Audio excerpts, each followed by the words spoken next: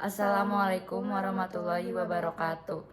Kami di sini akan memaparkan makalah yang kami telah buat yang berjudul dampak dampak kurangnya komunikasi dalam hubungan keluarga yang tidak harmonis. Perkenalkan, saya Reisha Repena Alia Putri. Dan saya Quinara Syakira Jahra. Di sini saya akan membacakan bab 1 yang berisi pendahuluan. Yang pertama adalah latar belakang masalah. Komunikasi merupakan bentuk penyampaian informasi yang dilakukan oleh sesama manusia, dan keluarga juga merupakan kelompok yang pasti dimiliki semua individu manusia. Hal inilah yang membuat komunikasi merupakan peran penting untuk hubungan berkeluarga. Akan berakibat cukup buruk jika kurangnya komunikasi dalam hubungan ini.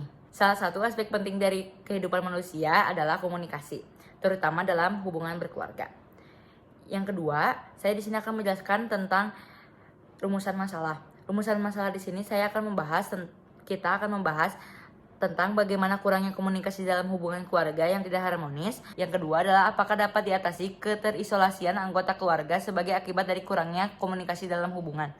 Yang ketiga adalah bagaimana kurangnya komunikasi keluarga dapat menyebabkan kesulitan untuk membangun hubungan yang harmonis. Yang ketiga adalah tujuan.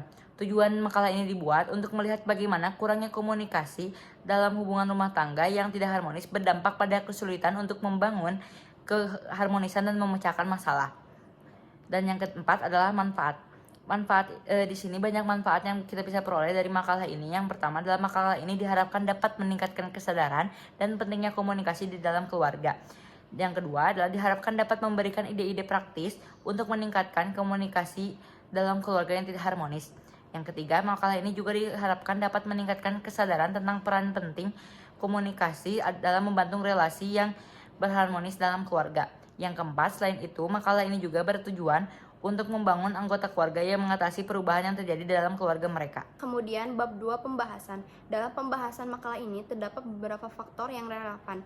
Ada sejumlah faktor kunci yang digunakan dalam penelitian ini untuk mengetahui bagaimana kurangnya komunikasi berdampak pada hubungan keluarga yang tidak harmonis. Faktor-faktor tersebut adalah yang pertama, kurangnya komunikasi, yang kedua, kesulitan memecahkan masalah, yang ketiga, asingnya anggota keluarga, dan yang keempat, kesulitan dalam membangun hubungan yang harmonis. Kemudian, analisa data untuk makalah ini. Dampak kurangnya komunikasi pada hubungan keluarga yang tidak harmonis dipahami melalui pendekatan deskriptif dan analisis statistik dalam penelitian ini. Data diperoleh melalui wawancara dan survei terhadap 10 keluarga yang mengalami ketidakharmonisan. Hasil penelitian menunjukkan bahwa 85% dari keluarga yang disurvei jarang atau tidak pernah berkomunikasi secara efektif. Dengan banyak anggota keluarga yang merasa bahwa pembicaraan sehari-hari mereka tidak mendalam dan seringkali hanya tentang hal-hal yang tampak. Selain itu, 78% dari keluarga yang disurvei melaporkan bahwa mereka sering menghadapi kesulitan dalam menyelesaikan masalah keluarga. Dengan masalah kecil seperti membagi uang atau merencanakan keuangan, selain itu 72% anggota keluarga mengatakan bahwa mereka tidak memiliki kesempatan untuk berbagi pikiran dan perasaan mereka, yang akhirnya menyebabkan merasa kesepian dan terisolasi. Hanya 40% keluarga yang secara teratur mengambil bagian dalam aktivitas bersama, seperti makan malam atau rekreasi keluarga, menunjukkan tingkat interaktif positif yang rendah. 65% anggota keluarga mengalami tingkat stres yang tinggi sebagai akibat dari konflik yang berkepanjangan, yang seringkali berdampak pada kesehatan mental dan fisik mereka. Sebanyak 70% anggota keluarga merasa kesepian dan terisolasi karena tidak mendapatkan dukungan emosional yang cukup dari anggota keluarga lainnya. Kemudian 60% keluarga mengatakan bahwa mereka sering mengalami konflik. Masalah komunikasi dan kesalahpahaman sering menjadi penyebab konflik ini. Selain itu, 68% keluarga mengatakan bahwa hubungan mereka dengan anggota keluarga lainnya buruk atau sangat buruk, dengan banyak yang merasa tidak memiliki ikatan emosional yang kuat. Di 75% keluarga yang disurvei, konflik dan kurangnya komunikasi juga berdampak negatif pada perilaku dan prestasi akademik anak-anak, dengan anak-anak sering menunjukkan tanda-tanda stres dan penurunan keinginan untuk belajar. Hanya 30% keluarga yang aktif mencoba meningkatkan komunikasi di antara mereka, seperti mengikuti konseling keluarga atau berpartisipasi dalam kegiatan yang meningkatkan komunikasi. Hasil analisis ini menunjukkan bahwa kurangnya komunikasi dalam keluarga yang tidak harmonis memengaruhi keterisolasian anggota keluarga, kesulitan dalam memecahkan masalah, dan kesulitan dalam membangun hubungan yang harmonis. Data ini menunjukkan bahwa komunikasi yang efektif sangat penting untuk menjaga keharmonisan dan kesejahteraan keluarga.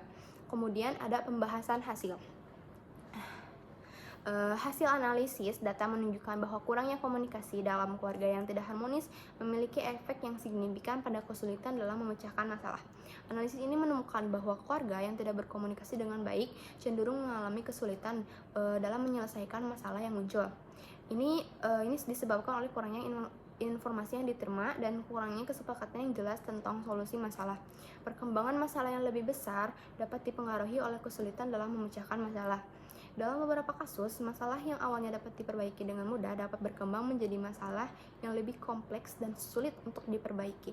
Hal ini dapat mengaruhi kualitas hidup keluarga dan menyebabkan stres dan tekanan.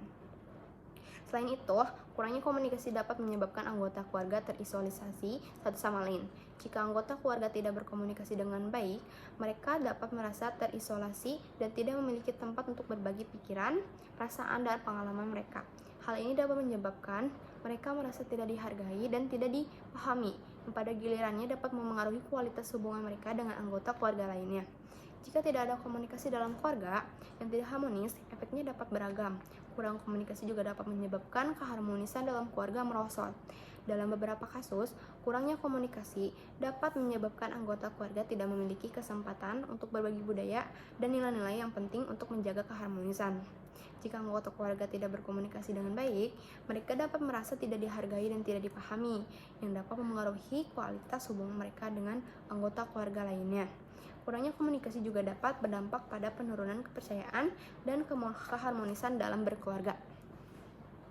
Bab 3, saya di sini akan membacakan tentang kesimpulan. Kesimpulan dari penelitian ini adalah bahwa dalam hubungan keluarga yang tidak harmonis, kurangnya komunikasi memiliki dampak yang signifikan pada kesulitan untuk memecahkan masalah, dan akibatnya ini dapat menyebabkan masalah yang lebih besar, kehilangan keharmonisan, dan kehilangan kepercayaan dalam keluarga.